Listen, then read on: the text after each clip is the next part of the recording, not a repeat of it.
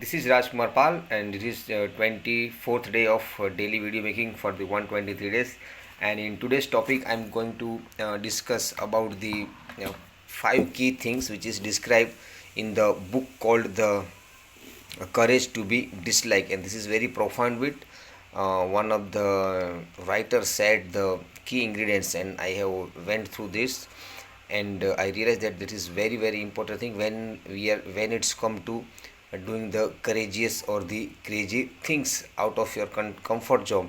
And it is so much profound that if we are try to be and settle in the comfort zone, and we seeking and desiring the tremendous result or the outcomes, that is not going to work. And this brings all emphasis is on the power of being discomfort or power of embarrassment, or anything that is causing us to be stretching us or pulling us from our day to day grind or off the beat of our task or the creative work.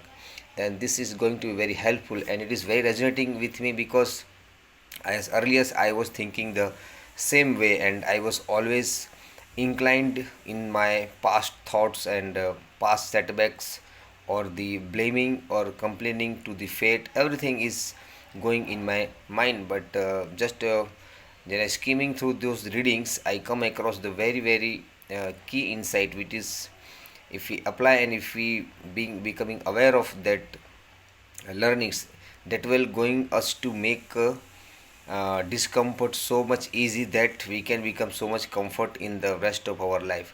So first point is that life is not determined our past. Most of the time we are living and by the past experience or the past events, and we always putting our energy on the past memories and our stories.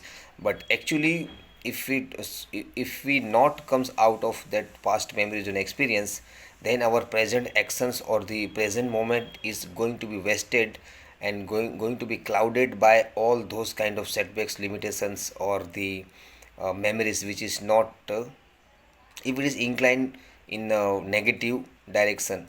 So the if instead of dwelling on the past experience and the consequence or the events, we should focus, or we should try to be avoid that, and get rid of thing by forgiving all these stuffs or forgiving the event from our all kind of memories of timeline of the dynamics of the space and time.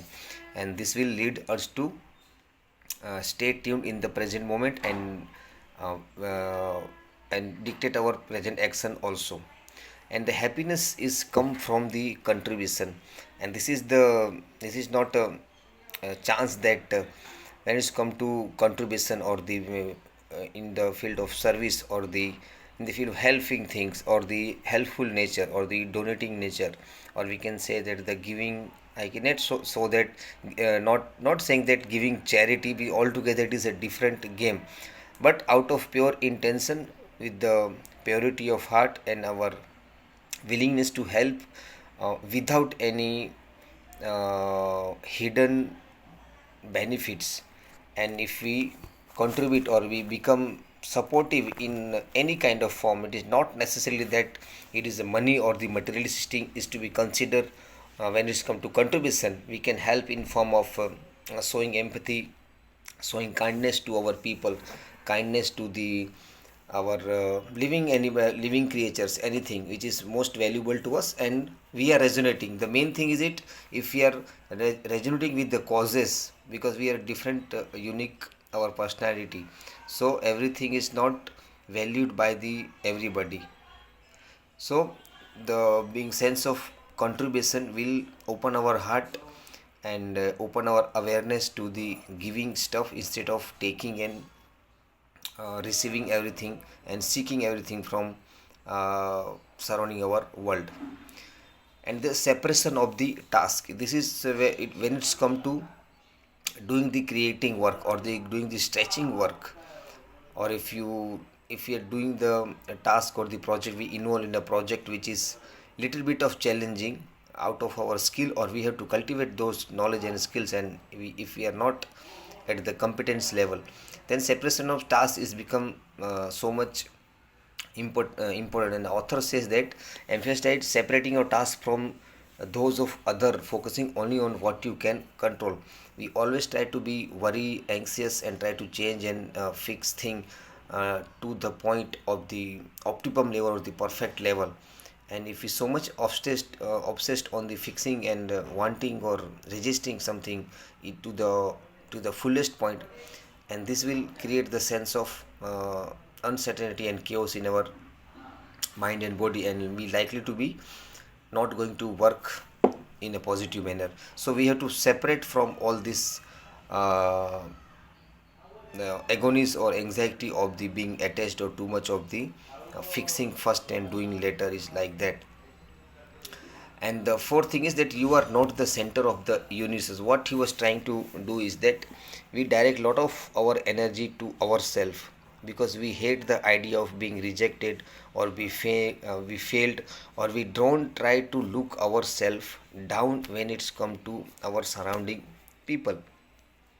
And we always seeking the some kind of validations or the some kind of pleasingness from the surrounding or our environment. And this leads to the loneliness or feeling of selfishness as well. So this comes from the seeing how we are all connected in our samenessness, and focusing on creating genius connection with other instead, it is the right choice to go for. And the courage to be disliked, and this is the key point where the whole book is all around the being disliked, or the being disappointed, or the being courageous, or doing the discomfort, or digging for discoveries by embracing the discomfort, or the challenging our resistance and for ourselves. So this the whole agenda is on the dislikes. So this is a simple idea, but it's incredibly liberating. We have a permission to be ourselves instead of faking and embodying the personality or the traits of the other peoples, or somehow we perceived or the persuaded by those peoples, and we try to be like them or try to act like them totally and in a functional manner, which is not going to help us at all, because we as a self, we as a character, we as an individual is a different. And when we try to be something different which we are actually not, then all the conflicts going to be happen in our mind, and it will resist us to do the things which is matterful to us, and needle mover for us. And trauma does not dictate your future. And the author is emphasizing the point which the setbacks or the any kind of trauma, physical or the emotional, or any relational kind of traumas is happening if in our life, then this will not going to dictate or destine to your future for whole life. What do you mean is that uh, he challenges the belief that trauma permanently determines your life's trajectory, but this is controversial take in the modern age. While past events shape our experience, it is definitely the thing. They do not have the power to define your future unless you allow them to be. And if we so much clinging on the our traumas and our illnesses, or our heartfelt disappointments, or the setbacks financially, emotionally, physically, whatever may be. And according to author, we use our memories selectively to justify our current goals or the inactions. And confidence and our sense of agency grow when we take the realization that the future is shaped by the meaning and the direction you choose today, or with the smallest kind of actions, with the pure true self or the authentic self. And the next key point is that all the problems are interpersonal relationship problems, because we as a human being, we are the human creature, we are the emotional being, we always seek and want to be part of the society, or try to be fit in our local individuals or the people or the group of the peoples, no matter what the religions or the caste or the culture we belonging in. The sense of belongingness is our always the primary need. And as per Maslow's hierarchy lead, we try to seek the self actualization by going through the basic need of food, safety, belongingness, and realization, and then actualization.